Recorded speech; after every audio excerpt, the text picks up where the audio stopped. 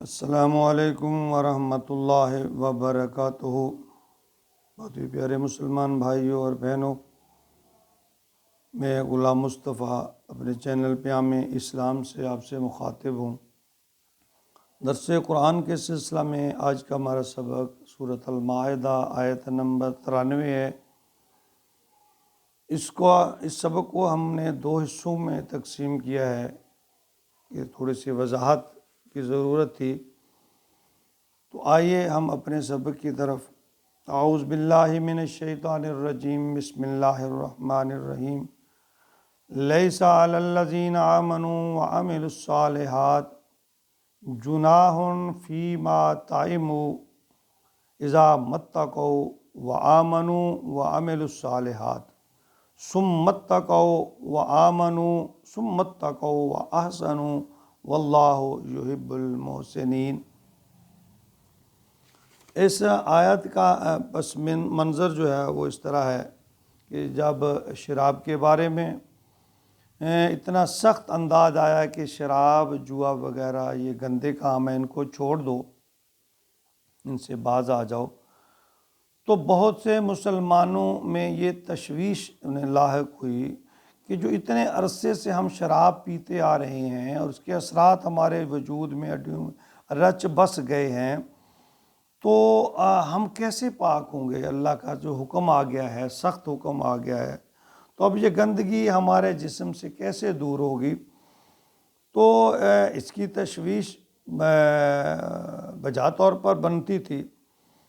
تو پھر اللہ تعالیٰ نے اس کے بارے میں یہ حکم فرمایا، جیسے تحویل قبلہ کے وقت کچھ مسلمانوں میں یہ تشویش پیدا ہو گئی کہ چونکہ ہماری جو پچھلی نمازیں ہیں وہ کیا بنیں گی، کیا وہ ضائع ہو گئیں؟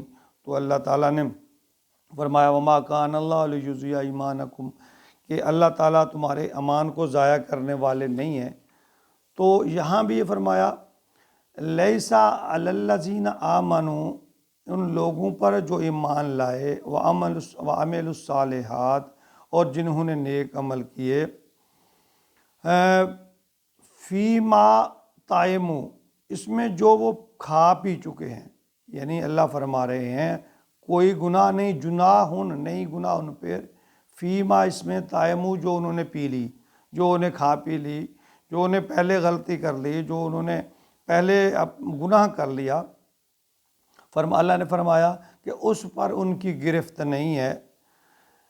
دیکھیں، گناہ بے شک احد کے پہاڑ کے برابر ہی کیوں نہ ہوں، جب انسان صدقے دل سے توبہ کر لیتا ہے تو اللہ تعالیٰ فرماتے ہیں، حدیث نبوی میں ہے، التائب من الذنب کمن لا ذنب لہ، کہ توبہ کرنے والا یعنی صحیح معنی میں توبہ کرنے والا ایسا ہے جیسے اس نے گناہ کیا ہی نہیں ہے۔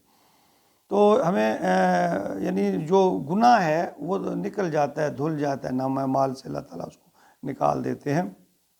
اس میں یعنی بات پھر تشویش کی بات نہیں ہے کہ جب انسان صدقے دل سے توبہ کر لے تو اللہ فرماتے ہیں میں اس کو معاف کر دیتا ہوں، تو ہمیں اللہ کی بات پہ یقین رکھنا چاہیے۔ اور نبی اکرم صلی اللہ علیہ وسلم کی جیسے کہ میں نے حدیث پیش کی تو آپ نے فرمایا کہ گناہ سے توبہ کرنے والا ایسا ہی ہے جیسے اس نے گناہ کیا ہی نہیں۔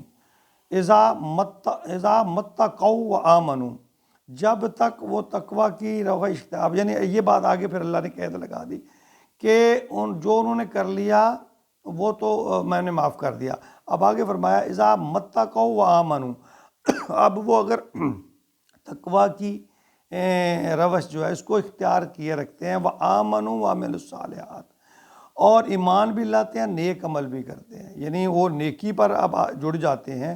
پھر فرمایا ثم اتقوا وآمنوا، پھر اللہ نے فرمایا کہ مزید تقوی اختیار، یعنی تقوی کی طرف وہ بڑھنے کی کوشش کرتے ہیں، اللہ کے خوف کی طرف۔ وَأَحْسَنُوا، اور یہاں احسان فرمایا، یعنی احسان کا لفظ درجہ احسان پر فائز ہو جاتے ہیں۔ احسان کی تشریح ہم اگلے سبق میں کریں گے۔ واللہ یحب المحسنین، کہ اللہ تعالیٰ احسان کرنے والوں سے محبت کرتے ہیں۔ یعنی جو انسان توبہ کر لے، اللہ کی طرف رجوع کرے، اللہ کے خوف سے ڈر جائے اور آئندہ اپنی اصلاح کر لے، تو اس کے بارے میں اللہ تعالیٰ نے فرمایا کہ میں انہیں نہ صرف کہ پچھلے گناہ معاف کر دیتا ہوں بلکہ اپنی رحمت میں انہیں ڈھانپ لیتا ہوں۔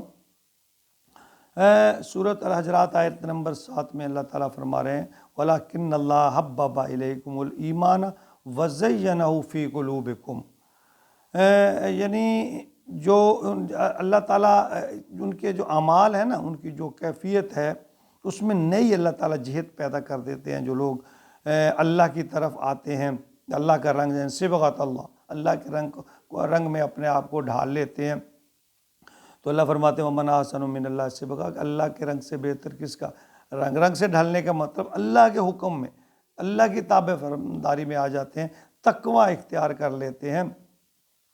تو ایسے لوگوں کے لیے اللہ تعالیٰ نے فرمایا کہ ان کا درجہ پھر احسان تک پہنچ جاتا ہے۔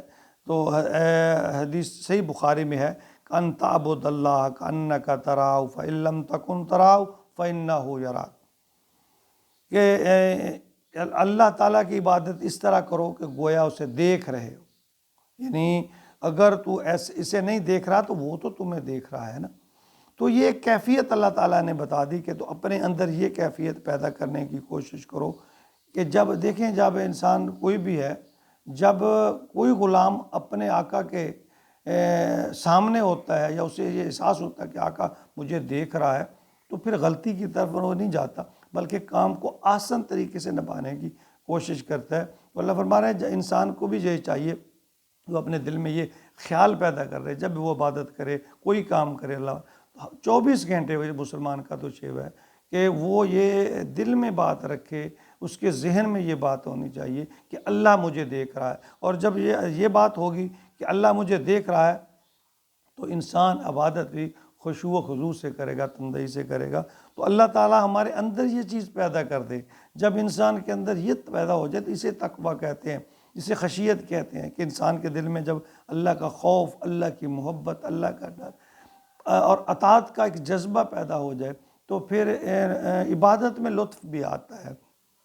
تو اللہ تعالیٰ ہمیں یہ مقام نصیب فرما دے کہ جب ہماری پوری کی پوری توجہ اللہ کی عبادت کی طرف ہو، دھیان اللہ کی طرف ہو، اللہ کا خوف دل میں ہو، اللہ کی محبت دل میں ہو، اطاعت کا جذبہ ہو۔ جب ایسا ہو جائے گا تو ہم صحیح معنوں میں مومن بننے کی طرف ہمارا سفر شروع ہو جائے گا۔ اللہ تعالیٰ ہماری اصلاح فرمائے، تقوی نصیب فرمائے، عاجزی نصیب فرمائے، اور اللہ تعالیٰ اپنے اور اپنے نبی کے حکم پر کما حق ہو چلنے کی توفیق عطا فرمائے۔ یہ اللہ کی توفیق کے بغیر ممکن نہیں ہے۔ انشاء اللہ سے دعا کرتے رہیے، اللہ تعالیٰ ہمیں ہماری اصلاح فرمائے اور ہمارے پچھلے گناہوں کو معاف کر دے اور آئندہ پورے اسلام میں داخل کر دے، آمین۔